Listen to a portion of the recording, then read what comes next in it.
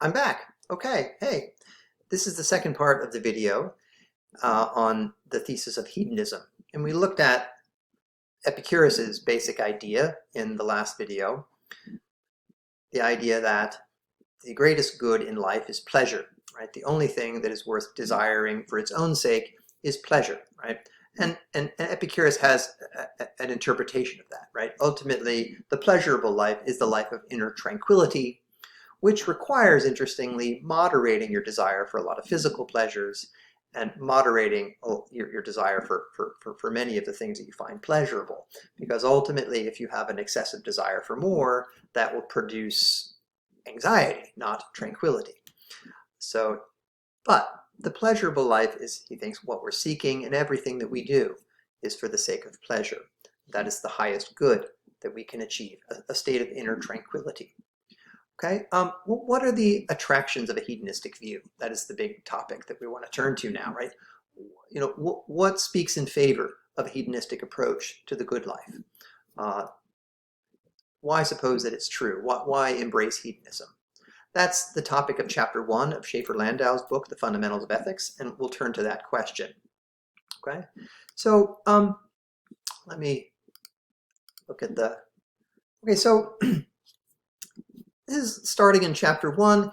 He considers various reasons for thinking that hedonism is the best way of thinking about the good life and what has intrinsic value. So, for example, he points out that there are many paths to happiness. If happiness is what makes life good, there are many ways of achieving happiness in one's life, and so there are many models of the good life. There's not sort of one way of achieving the good life, right? Since there are many paths to happiness, so there are many models of the good life. And that strikes many people as a good thing about hedonism, a virtue, an attraction of the view, because it makes hedonism seem like a more democratic approach to the good life. There's not one way, there are many ways of achieving the good in life. It's less elitist. Right? Happiness is not only open to a select few, happiness is open to all of us, at least in principle. Also, if the conditions under which we are living a good life, right, is determined by the conditions under which we are happy, well, we have more authority in determining what it means for us to be happy. Like, right, what it means for me to be happy is partly up to me, what I desire, what I wish for, what I value. And so the conditions under which my life are good are in some sense determined by me, right? I have some authority in setting the terms of my own happiness, and so some authority in setting the terms of what it means for my life to be going well. Again, that seems like an attraction of the view.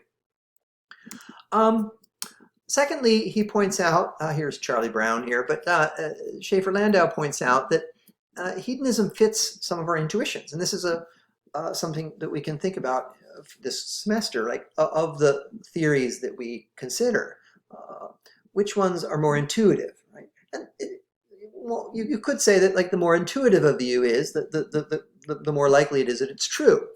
One problem with that is like sometimes our intuitions mislead us. Sometimes our intuitions are based on bias and prejudice. Sometimes we have to question our intuitions. But, if we can take our intuitions for granted, it does seem intuitive to think that misery is what is the primary measure of what lowers a person's quality of life, and that happiness is the primary measure for what raises a person's quality of life. That seems intuitive, right?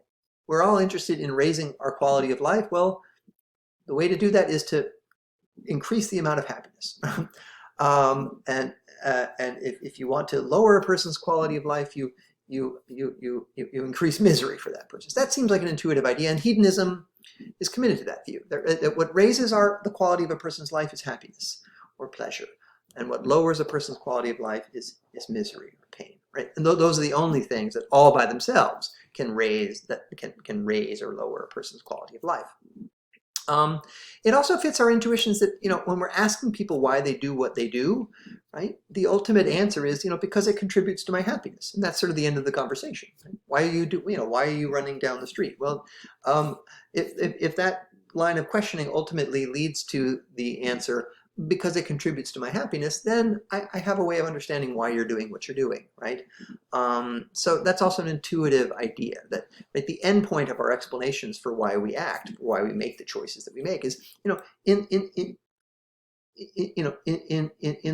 the service of promoting happiness, right?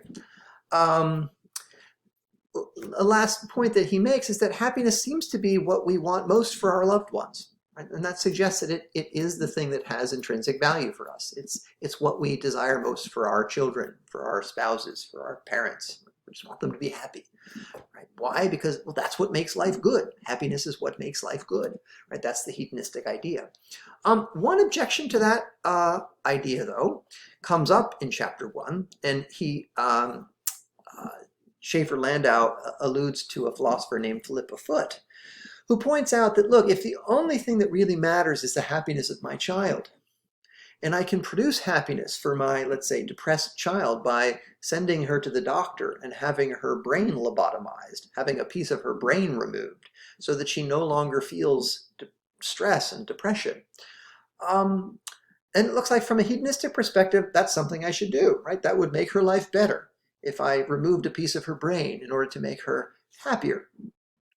But intuitively, it seems like that would be a bad thing to do, that I would be making her life worse by removing a piece of her brain for all sorts of reasons. And so Foot's point is that this suggests that happiness is not the only intrinsic good. It's not the only thing that we want for our loved ones, and maybe not even the most important thing that we want for our loved ones.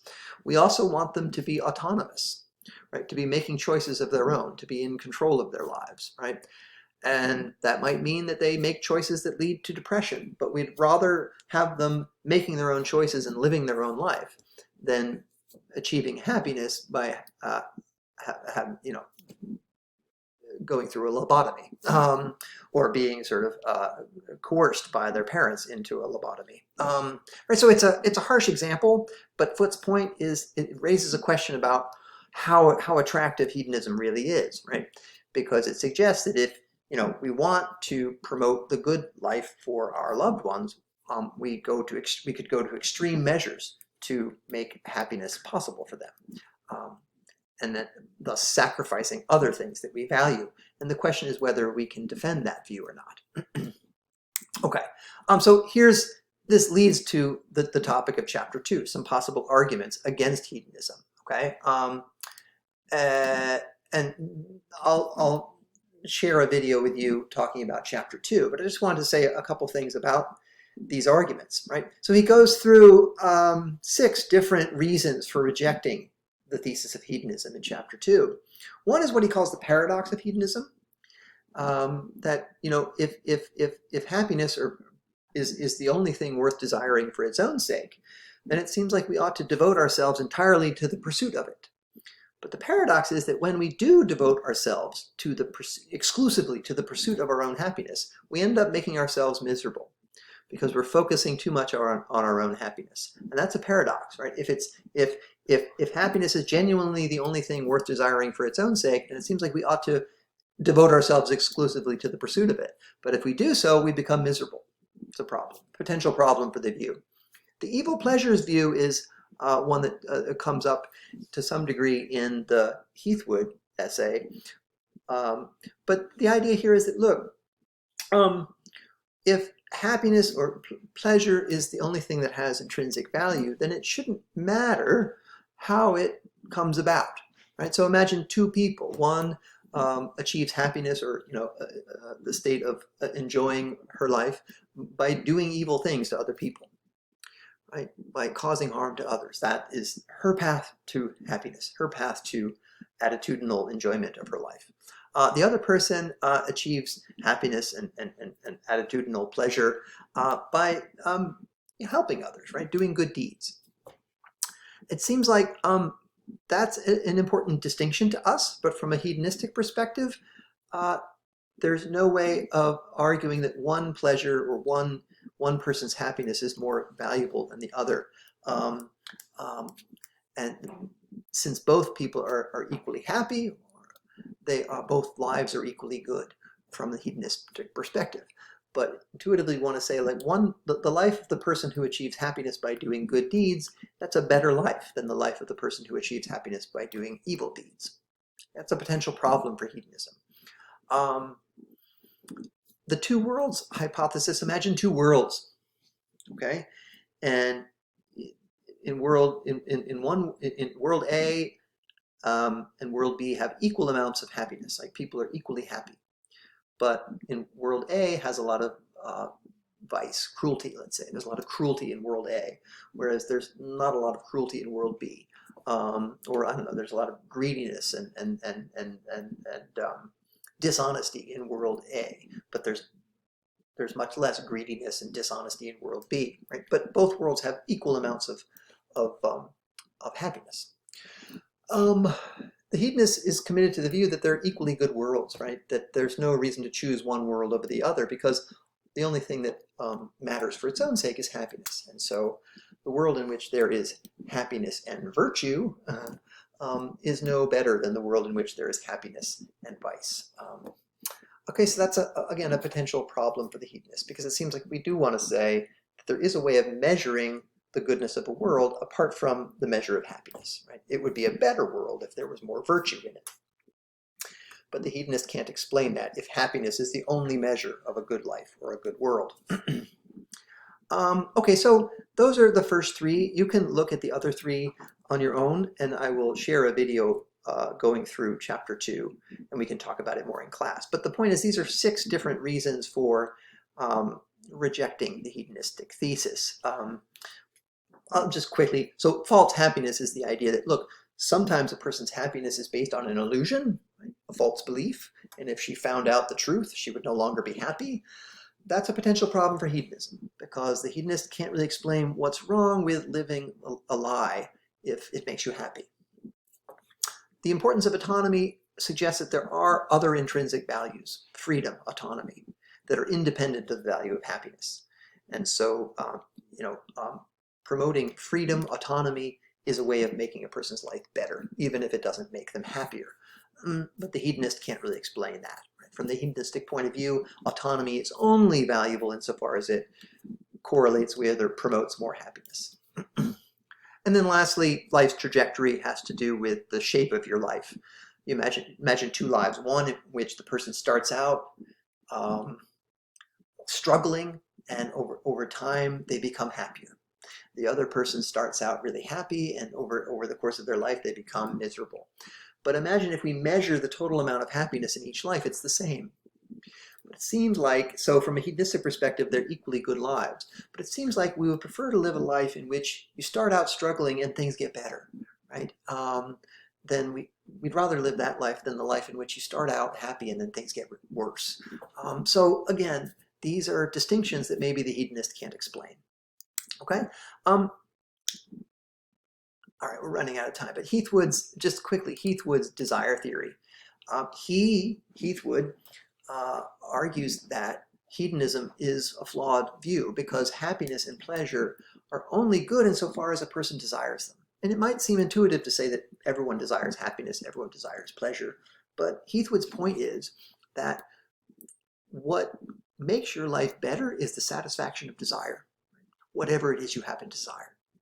So that's the thesis that he defends, that human welfare, right, what contributes to the goodness of my life, or sorry, what makes my life better for me, is the satisfaction of my desires. So the only way that you can benefit a person is by satisfying some desire of hers. And the only way that you can harm a person is by frustrating some desire of hers. That's his basic thesis.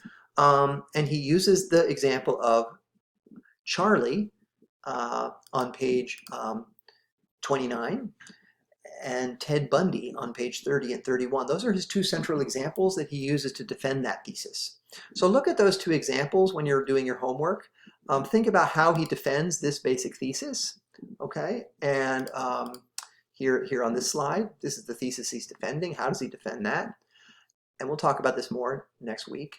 But then how does he use these 2 examples to support his conclusions? Okay, so that's all for now. I am gonna wrap it up because this video can only go for 15 minutes. Okay, I'll talk to you guys next week, and look, I'll share more videos with you.